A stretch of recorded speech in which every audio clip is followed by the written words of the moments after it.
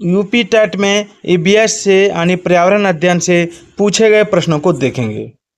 यह video Jharkhand TET, C TET, UP TET, MP TET सभी TET परीक्षाओं के लिए इम्पोर्टेंट यानी लाभदायक होने वाली है।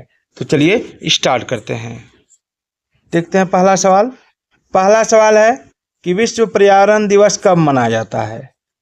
विश्व पर्यावरण दिवस कब मनाया जाता है? तो देखिए, विश्व पर्यावरण दिवस प्रतिवर्ष 5 जून को मनाया जाता है, यानी ऑप्शन सी इसका राइट आंसर होगा। ठीक है, याद रखिएगा, प्रथम विश्व पर्यावरण दिवस 1973 में मनाया गया था, जिसका मुख्य विषय यानी थीम था केवल एक पृथ्वी, ओनली वन अर्थ। ठीक है, और याद रखिएगा कि यह उल्लेखनीय है कि स्टॉकहोम अंतर्राष्ट्रीय शिखर सम्मेलन 1972 में 5 जून को विश्व पर्यावरण दिवस के रूप में मनाने का निर्णय लिया गया था, और वर्ष 2018 में विश्व पर्यावरण दिवस का केंद्रीय विषय प्लास्टिक प्रदूषण पर विजय प्राप्त करो था। याद रखिएगा। ठीक है, जबकि वर्ष 2019 में विश्व पर्यावरण दिवस का थीम था वायु प्रदूषण। चलिए आगे बढ़ते हैं। एमएस स्वामीनाथन कौन थे? तो देखिए, एमएस स्वामीनाथन एक कृषि वैज्ञानिक थे। ठीक है, और इनका जन्म 7 अगस्त 1925 को कुंभकोणम तमिलनाडु में हुआ था। इन्हें भारत में हरित क्रांति का जनक यानी father of green revolution in India कहा जाता है। ये वर्ष 1972 से वर्ष 1979 तक भारतीय कृषि अनुसंधान परिषद के महानिदेशक तथा वर्ष 1979 से 80 तक कृषि मंत्रालय में मुख्य सचिव थे। आगे बढ़ते हैं। World life institute of India कहाँ स्थित है? तो देखिए, यह स्थित है देहरादून में। भारतीय वन्य जीवन संस्थान या world life institute of India Dehradun यानी उत्तराखंड में स्थित है। याद रखिएगा। आगे है, प्रकाश संश्लेषण के दौरान पौधे निम्न में से किसे सोख लेते हैं? तो कार्बन डाइऑक्साइड को। प्रकाश संश्लेषण यानी फोटोसिंथेसिस वह क्रिया है जिसमें पौधों के हरे भाग सूर्य से प्रकाश ऊर्जा ग्रहण कर वायु से शोषित कार्बन डाइऑक्साइड यानी CO2 तथा मृदा से ली गई जल H2O द्वारा कार्बोहाइड्रेट का निर्माण करते हैं एवं ऑक्सीजन को अप्रधान यानी बायो प्रोडक्ट के रूप में बाहर निकालते हैं। और प्रकाश संश्लेषण की संपूर्ण क्रिया को नीचे दिया गया, यहाँ पे आप देख सकते हैं। चलिए आगे बढ़ते हैं। आगे है, अपशिष्ट उत्पादों को खाने वाले जीवों को क्या कहा जाता है? तो देखिए, इसको कहा जाता है मृतक भक्षी। ठीक है, यानी डेट्रीवोरस। ठीक है, परपोषी जीव हैं ये, जो अपना भोज्य पदार्थ मृत पौधों, जंतुओं और अपशिष्ट उत्पादों से प्राप्त करते हैं। ये अवघटन की भी क्रिया में योगदान देते हैं। याद रखिएगा। अगला है, तप्त भौम जल से किस प्रकार की ऊर्जा प्राप्त होती है? तो तप्त भौम जल से भूतापीय ऊर्जा प्राप्त होती है। ठीक है, अगला है, 16 घास स्थल कहाँ पाए जाते हैं? तो 16 घास स्थल पश्चिमी घाट में पाए जाते हैं। याद रखिएगा। ठीक है, ये प्रायः उच्च ऊंचाई वाले क्षेत्रों में पाए जाते हैं, और ये 16 घास स्थल वनों को उष्णकटिबंधीय मोटेन वनों के रूप में माना जाता है। आगे, भारत में पेलिकन पक्षी कहाँ प्रजनन करते हैं? पेलिकन पक्षी।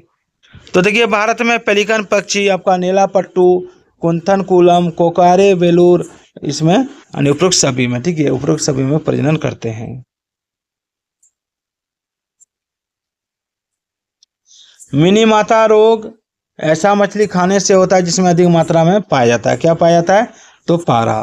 मिनी माता रोग का संबंध मरकरी या पारा यानी एजी प्रदूषण से है, और वर्ष 1953 में सर्वप्रथम यह रोग जापान में मिनी माता की खाड़ी के निकट रहने वाले मछुआरों में देखा गया था। इसलिए इस मिनी माता की खाड़ी के नाम पर इस रोग को मिनी माता रोग दिया गया है। ठीक है, जो पारे की उच्च सांद्रता युक्त मछली खाने से बीमार हो गए थे, और इस बीमारी में मांसपेशियां कमजोर हो जाती हैं, अंधापन व पक्षाघात तथा अंत में मृत्यु हो जाती है। चलिए आगे बढ़ते हैं। आगे है, ओजोन परत का अधिकतम ह्रास निम्न में से किस पर हुआ है? तो देखिए, इसका राइट आंसर होगा दक्षिणी ध्रुव पर। ठीक है, किस पर हुआ? दक्षिणी ध्रुव पर, यानी साउथ पोल में। इनमें से कौन भारत का प्रथम मुख्य न्यायाधीश था? तो देखिए, भारत का प्रथम मुख्य न्यायाधीश था हीरालाल जे कानिया यानी जस्टिस एच कानिया। ठीक है, याद रखिएगा। आगे है रेड डाटा बुक किससे संबंधित है? तो ये आपका विलुप्ति के करीब जीव यानी विलुप्त हो रहे जीव या विलुप्ति के करीब जीवों का संबंध रेड डाटा बुक से है। रेड डाटा बुक का प्रकाशन IUCN यानी international union for conservation of nature द्वारा किया जाता है तथा इसकी स्थापना वर्ष 1964 में हुई थी। इनमें से कौन वर्तमान राष्ट्रीय महिला आयोग की अध्यक्षा है? तो इसका आंसर होगा रेखा शर्मा। लोकसभा और राज्यसभा की संयुक्त बैठक किसके द्वारा आहूत की जाती है? तो देखिए, इसका राइट आंसर होगा राष्ट्रपति के द्वारा।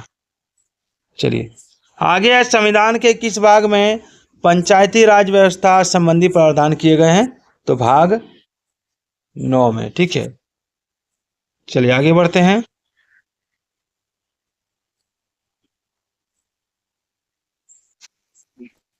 चलिए अगला सवाल है कि 74वें संविधान संशोधन का संबंध किससे है? तो इसका संबंध है शहरी स्थानीय स्वशासन से।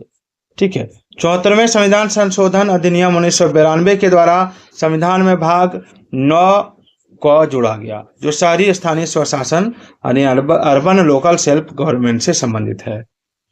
चलिए आगे बढ़ते हैं। किस गैस के वर्षा के पानी में घुलने से वर्षा का पानी अम्लीय हो जाता है? तो इसका आंसर होगा सल्फर डाइऑक्साइड। ठीक है, देखिए सल्फर डाइऑक्साइड यानी SO2 गैस विभिन्न स्रोतों से उत्सर्जित होकर वायुमंडल में नमी को सोखने के बाद सल्फ्यूरिक अम्ल का निर्माण करती है और यही वर्षा की बूंदों के साथ मिलकर अम्ल वर्षा का निर्माण करती है और इसके कारण भवनों की ईंट से परत दर परत लाल पाउडर जैसा निकलता है। उल्लेखनीय है कि मथुरा तेल शोधक कारखाने से निकलने वाली SO2 ही आगरा के ताजमहल की तबाही का कारण बनी हुई थी। चलिए आगे बढ़ते हैं। भारतीय संविधान में विधि का शासन विचार कहां से लिया गया है? तो इसका आंसर होगा ऑप्शन बी, इंग्लैंड से। देख सकते हैं, थोड़ा सा डिटेल में बता देता हूं कि भारतीय संविधान में विधि का शासन विचार इंग्लैंड से लिया गया। उल्लेखनीय है कि ब्रिटेन के संविधान द्वारा संसदीय शासन पद्धति, विधि का शासन, मंत्रिमंडलीय प्रणाली, एकल नागरिकता, द्विसदनी प्रणाली, विधायी प्रक्रिया, संसदीय विशेषाधिकार, परमाधिकार लेख आदि उपलब्ध लिए गए हैं। आगे लोकसभा के चुनाव हेतु अधिसूचना कौन जारी करता है? तो आंसर होगा भारत का निर्वाचन आयोग। लोकसभा की कार्रवाई के प्रथम घंटे को क्या कहा जाता है? तो इसका आंसर है ऑप्शन डी, प्रश्नकाल। प्रथम घंटे को कहा जाता है प्रश्नकाल। चलिए आगे बढ़ते हैं। वर्षा जल संग्रहण क्या है? तो वर्षा जल का जमाव और भंडारण वर्षा जल संग्रहण कहलाता है, रेन वाटर हार्वेस्टिंग। भारतीय गैंडा कहाँ संरक्षित है? तो भारतीय गैंडा संरक्षित है आपका काजीरंगा नेशनल पार्क, तो 1974 में असम राज्य में आपका 858.98 वर्ग किलोमीटर क्षेत्रफल में फैला हुआ है और यहाँ एक सिंग वाले गेंडे या भारतीय गेंडे के लिए विशेष रूप से प्रसिद्ध है। आगे निम्न में से कौन सा क्रम पारिस्थितिक तंत्र में ऊर्जा प्रवाह के संबंध में सही है? तो देखिए इसका होगा पहले उत्पादक, फिर उपभोक्ता, फिर अपघटक। कौन सी ग्रीन हाउस गैस वातावरण में अधिक मात्रा में उपस्थित है? तो इसका आंसर होगा कार्बन डाइऑक्साइड।